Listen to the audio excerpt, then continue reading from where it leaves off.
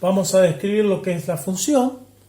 Una función asigna a cada elemento de un conjunto uno y solo uno de otro conjunto destino. Va del conjunto origen al conjunto destino. Una función real va del conjunto de los números reales al conjunto de los números reales. Tenemos aquí dos ejemplos de funciones. Un conjunto donde hay polígonos, un conjunto donde hay algunos números naturales, y cada polígono apunta al número que equivale a la cantidad de lados que tiene. Todos los conjuntos apuntan a 1 y ninguno apunta a más de 1, ¿sí? Obviamente en el otro conjunto puede haber elementos que no estén siendo apuntados, puede haber elementos que son apuntados dos veces, eso no tiene importancia. Aquí estamos viendo un ejemplo de una función real. Tenemos un eje R, un eje V, habitualmente el V es el volumen en termodinámica, y tenemos aquí una curva que a medida que va aumentando V, le va asignando valores a R. Aquí empieza en 0, luego son negativos, llega al mínimo, va subiendo, pasa al 0, llega a un máximo relativo, va bajando, nuevamente negativo, llega a un mínimo relativo y luego empieza a subir, y ahí hay un máximo absoluto de la curva. Esto es una función de números reales a reales, es una función continua, es una función que cruza varias veces el 0, es decir, para cada B hay uno y solo un R, pero para cada R puede haber varios B. Vamos a ver ahora cómo describimos nosotros en este libro las funciones. Como nombre de la función utilizamos nombre compuesto. El nombre de la función siempre va acompañado por paréntesis, aunque no queramos especificar ningún valor allá adentro. Cuando nos referimos a la función debemos referirnos de esta forma. Nosotros adoptamos por convención poner aquí la variable que va a dar la función y aquí la variable que va a recibir la función. De esta forma tenemos totalmente especificada la función. Entre paréntesis, cuando ya realmente la función se transforma en un elemento, el elemento asignado, ponemos el valor de la variable a la cual apunta de la cual toma los datos la función.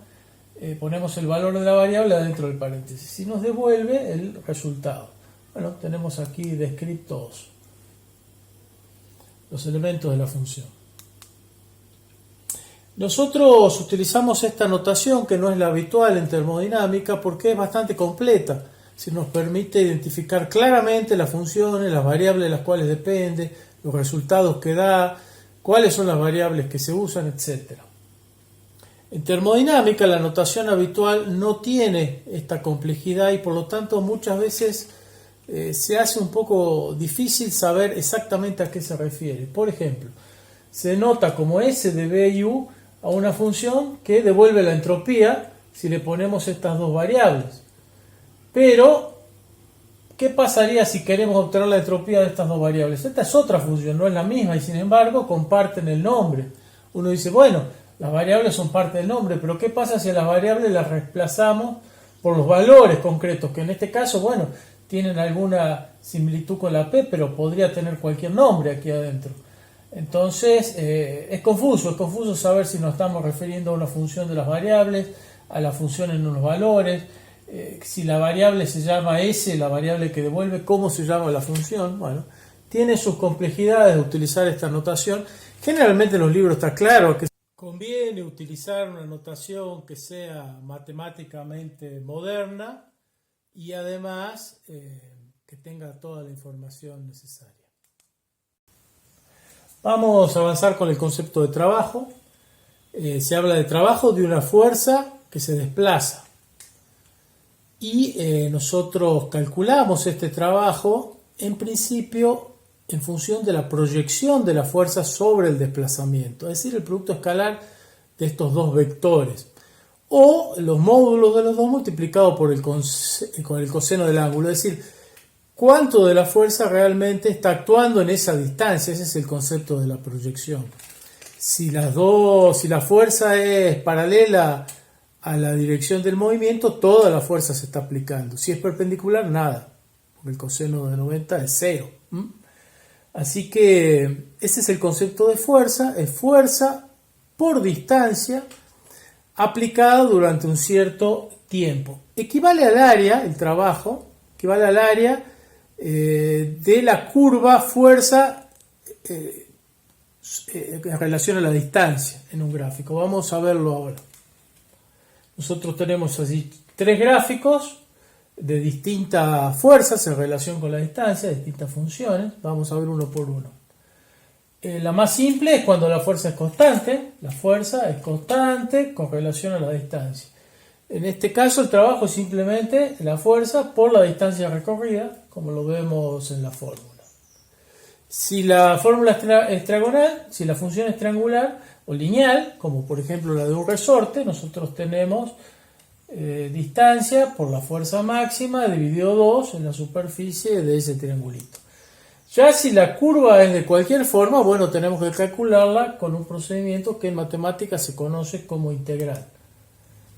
Integral de línea en particular. Nosotros utilizamos esta notación para definir el trabajo, que es una integral de línea de la fuerza con respecto a la distancia.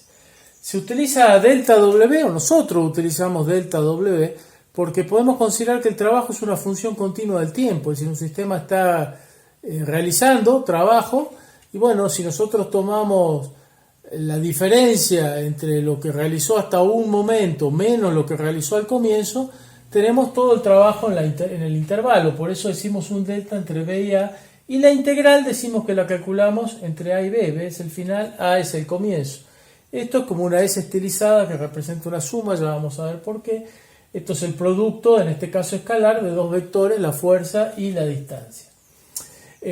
Nosotros podemos hablar justamente de suma, porque en realidad, desde el punto de vista matemático, para calcularlo se hace una suma de las fuerzas por los desplazamientos, y nosotros intentamos hacer que este desplazamiento sea lo más chiquito posible. Vamos sumando estas sumas, tomando desplazamientos cada vez más chiquitos, y en el límite, bueno, eso es una integral.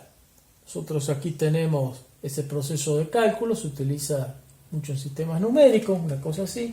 Nosotros tenemos el desplazamiento, la fuerza, tenemos el ancho de cada una de estas barritas, es el delta X, y la fuerza es el valor en el intervalo de la fuerza.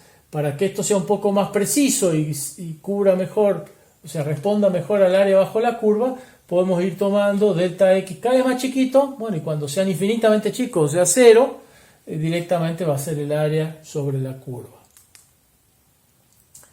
Bueno, como dijimos, las letras arriba y abajo de la integral son los límites, y se utiliza un circulito sobre el signo de la integral cuando hablamos de ciclos.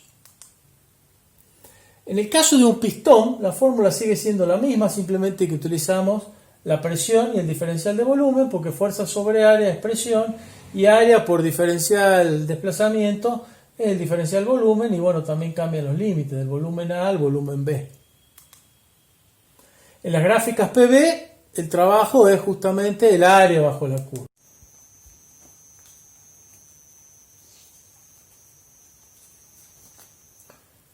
En estas gráficas vamos a mostrar cómo se ve el trabajo en un gráfico PV y en particular en los ciclos. Como ya habíamos dicho, un ciclo es un proceso que termina donde comienza. Nosotros tenemos acá un ciclo que se desarrolla en sentido horario y otro en antihorario. En el sentido horario, este trabajo, que es el que está por arriba, es positivo, y este que está por abajo es negativo. Entonces se restan esta área de esta área y el trabajo queda en definitiva el área encerrada por el ciclo, ¿sí? El trabajo es mayor que 0. En este caso resulta menor que 0. La paletita, el trabajo de la paletita no se representa en el gráfico anterior, no aparece. ¿Por qué? Porque no está el volumen involucrado ni la presión. El trabajo de la paletita siempre le introduce trabajo al sistema y por eso es negativo, porque definimos como positivo el que sale. Dado que lo podemos girar en un sentido o en el otro y el trabajo siempre es positivo, encerramos este producto en el módulo, cosa que va a hacerlo positivo, y después le ponemos el signo negativo. La fuerza por la distancia la transformamos en fuerza por radio para que nos dé el torque, y dividimos la distancia por radio y esto nos da el ángulo. Entonces tenemos, el trabajo es menos la integral del módulo del torque por el diferencial del ángulo.